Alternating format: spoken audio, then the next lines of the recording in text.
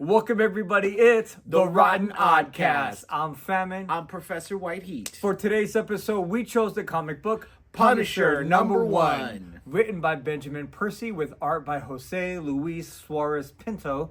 Crime's worst nightmare is back. Frank Castle's memory is damaged and he's hunting for answers and criminals alike. Also, Jigsaw's back. Check it out. So, that brings us to today's topic, which is the most iconic symbol of the Punisher himself, skulls. Now let's get into our first song. This is the Misfits with Skulls.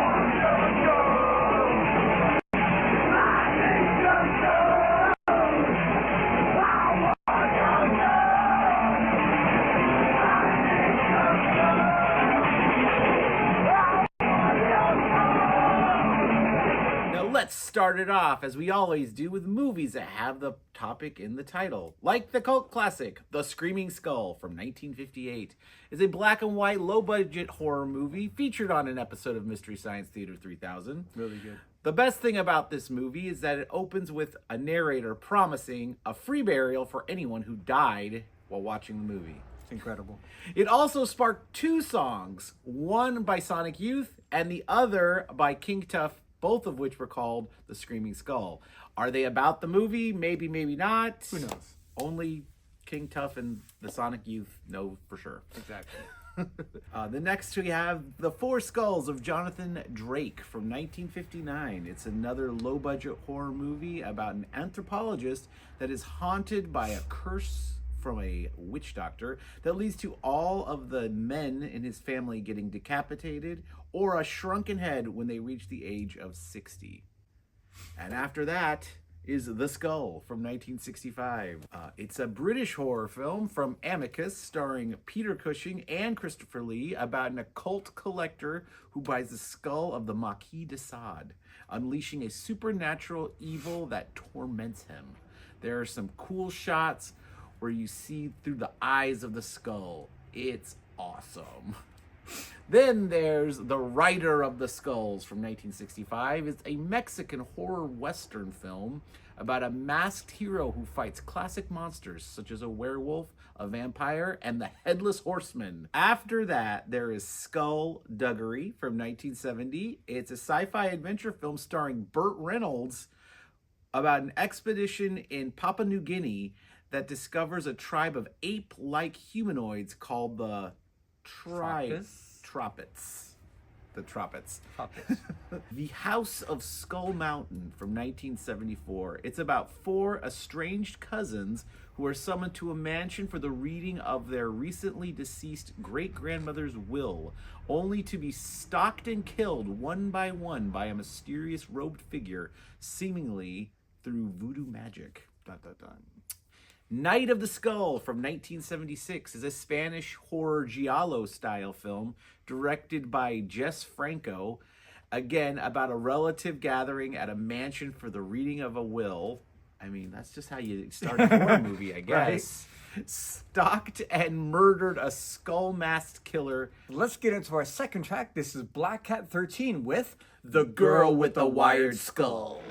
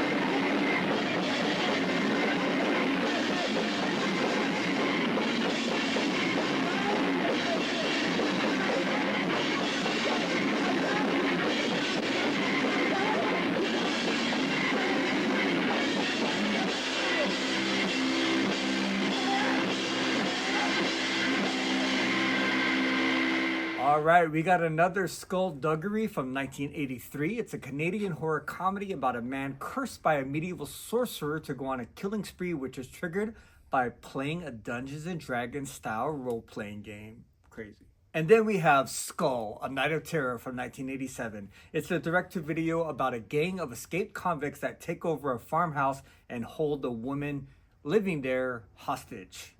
Then we have The Skulls from 2000, starring the late Paul Walker, based on a real-life Yale University Skull and Bones secret society. Scary. Dun dun dun. After that is Professor Wahid's favorite Harrison Ford movie. It's Indiana Jones and the Kingdom of the Crystal Skull from 2008.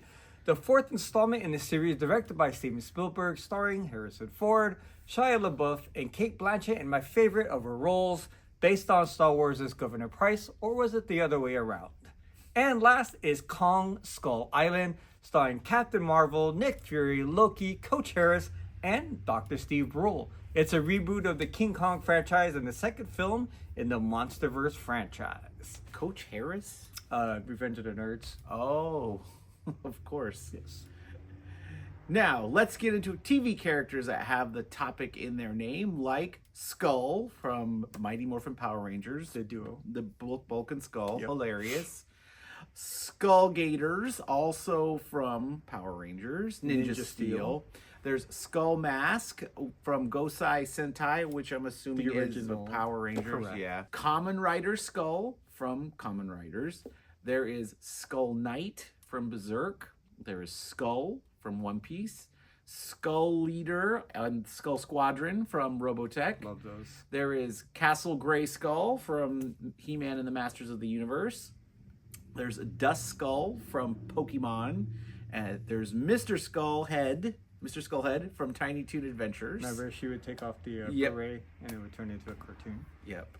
And we can't forget video game characters like Skullman from Mega Man 4 and Skullomania from Street Fighter X. And toys like Skullface from Mad Balls, my favorite. Maybe give me a pin of that. He's really I should have cool. worn that. Skull Cruncher from Transformers, which was a headmaster of G1.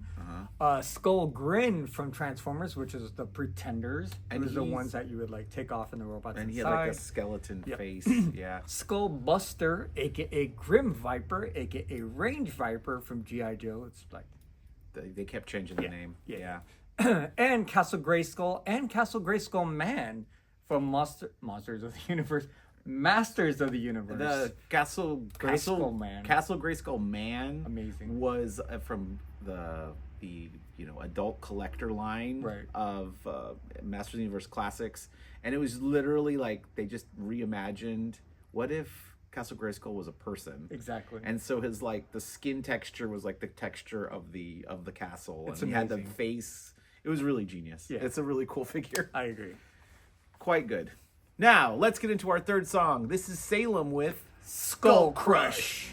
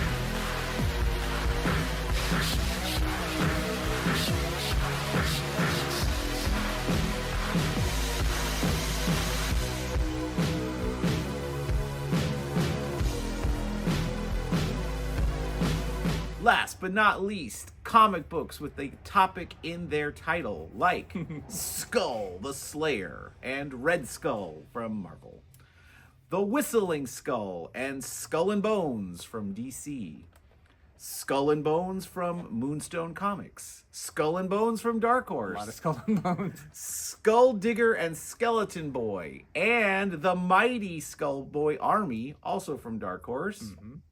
Skull Drudgery, yet again. Secret Skull and Skull Cat from IDW. I Heart Skull Crushers and Kong of Skull Island from Boom Studios. Escape from Skull Island from Titan Comics. Skull Kickers from Image. The Skull from Antarctic Press. The Green Skull, known Associates Press. Republic of the Skull from Europe Comics. Skull from Last Gasp, Ripoff Press. The Skull Man from Tokyo Pop. Skull Masquerade from is a self-published. And Usagi Jane and the Skull Bunnies, also a self-published comic. We also have comic book characters too, like Blazing Skull from Invaders, Skullfire from X-Men 2099, awesome guy. Yeah. Skull Buster from the Reavers and Skull Crusher from Iron Man, all from Marvel. We have Green Skull from Amalgam. Remember, it was a cross between Lex Luthor and Red Skull from the Amalgam comics when they did DC and Marvel.